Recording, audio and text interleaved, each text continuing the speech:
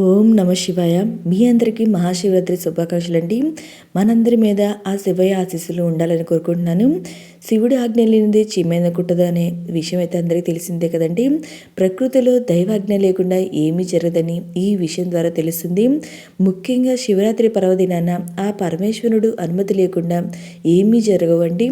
ఈరోజు శివుడి అనుగ్రహం కోసం ఉపవాసాలు, జాగరణలు, అభిషేకాలు నిర్వహిస్తాము. ఏదో పూజ చేసామన్నట్లు కాకుండా ఏదైనా ప్రయోజనం ఉందా అని ఆలోచన చేయాలండి.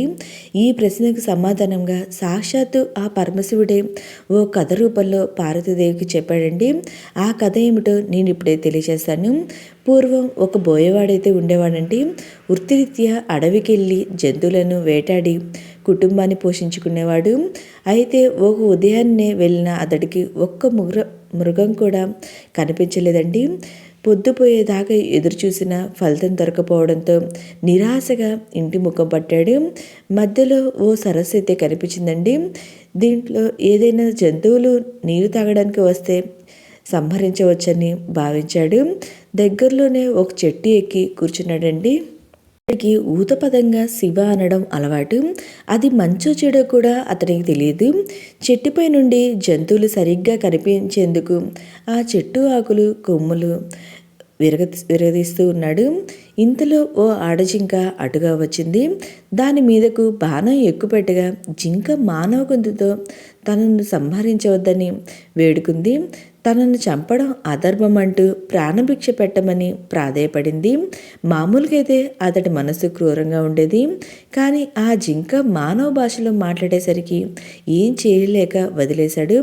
అలా రెండో జాము కూడా గడిచింది. ఇంతలో ఇంకొక ఆడజింక అయితే అటుగా వచ్చింది. దాన్ని కూడా సంహరించాలని అతడు భావించగా తను బక్కపలుచుగా ఉన్నానని, తన మాంసంతో మీ కుటుంబం ఆకలి తీరదంటూ విడిచిపెట్టమని కోరింది మరొక జింక కూడా. మరొకసేపటికి నీకు ఏ జంతువులు దొరకపోయినట్లే తానే తిరిగి వస్తానని వేడుకుంది. మొదటి జింక కూడా ఇలాగే పలికేసరికి ఆశ్చర్యపోయిన వేటగాడు తన ప్రాప్తం ఇంతే అనుకొని దాన్ని విడిచిపెట్టి ఇంకో జంతువు కోసం ఎదురు చూశాడు. ఇంతలో మరొక జాము అయితే గడిచేసరికి ఒక మగ జింక అయితే అతడి కనిపించింది. దాన్ని బాణంతో సంహరిద్దామని అనుకున్నాడు. అనుకునేంతలోనే ఆ మగజింక కూడా మానవ భాషలో మాట్లాడింది. రెండు ఆడజింకలు ఇటుగా వచ్చాయి అని అతడిని అడిగింది. వచ్చాయని, తనకు ఏం జంతువు దొరక్కపోతే తామే వస్తామని తనకు చెప్పినట్లు కూడా వేటగాడు మగజింకకు చెప్పాడు. అప్పుడు మగజింక అయితే ఆ రెండు జింకల్ని ఓసారి చూసి వస్తానని, అప్పుడు తనను చంపమని పలికి వెళ్ళింది. ఇంతలో నాలుగో జాము కూడా గడిచింది. సూర్యోదయం అయిపోయింది. తనకు మాటిచ్చిన మూడు జింకలు కూడా ఎదురు చూస్తూ చెట్టు మీద కూర్చున్నాడు వేటగాడు. ఇంతలో మరొక జింక దాని పిల్ల అటుగా రావడం గమనించాడు. విల్లు ఎక్కిపెట్టిన బోయవాడితో ఆ జింక కూడా తన పిల్లలను ఇంటి వద్ద విడిచి వస్తానని, అప్పటి వరకు ఆగమని పలికి చెప్పి వెళ్ళిపోతుంది ఈ జింక కూడా.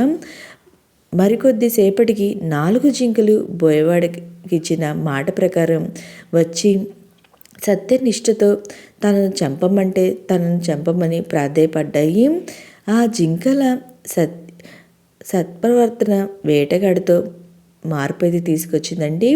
ఆ రాత్రంతా అతడు కూర్చున్నది మారేడు చెట్టు కావడం, అతడికి తెలియకుండానే శివనామస్మరణ చేయడము, తన చూపునకు అటు వచ్చిన మారేడు ఆకులు కోసి కింద పడేయడం చేశాడు. ఆ చెట్టు కిందనే ఓ పాత శివలింగం ఉండడం వల్ల ఆ మారేడు దళాలు శివలింగంపై పడ్డాయండి. దీంతో మారేడు దళ పూజా ఫలితాన్నిచ్చింది. 4 జాముల వరకు మేలుకోవడంతో ఉన్నాడు కాబట్టి జాగరణ ఫలితం అయితే వచ్చిందండి. క్రూరాత్ముడైనప్పటికీ ఆ పుణ్యకార్యాన్ని తలపెట్టడం వల్ల అతడి మనసు నిర్మలమైంది. పైగా జింకల సత్యనిష్టి అతడిని పూర్తిగా మార్చివేసింది. శివరాత్రి పర్వదినం అనే తెలియకపోయినా అనుకోకుండా చేసిన ఫలం వల్ల అతడు హింసను విన్నాడు. జింకలు తమ సత్యనిష్టతో పరమేశ్వర అనుగ్రహం పొంది మృగశిర నక్షత్రంగా మారాయి. వేటగాడు ఆ నక్షత్రానికి వెనుక ఉజ్వలంగా ప్రకాశిస్తూ నిలిచిపోయాడు. హింస చేయాలనుకున్నప్పుడు క్షణకాలం ఆగి ఆలోచిస్తే మనసు దాని నుండి మరలుతుంది. జింకలను చంపడంలో కాలయాపన చేసి బోయేవాడు చివరకు అహింసవాదిగా మారగలిగాడు. ఈ కథను సాక్షాత్తు ఆ పరమశివుడు పార్వతీదేవికి అయితే వివరించారండి.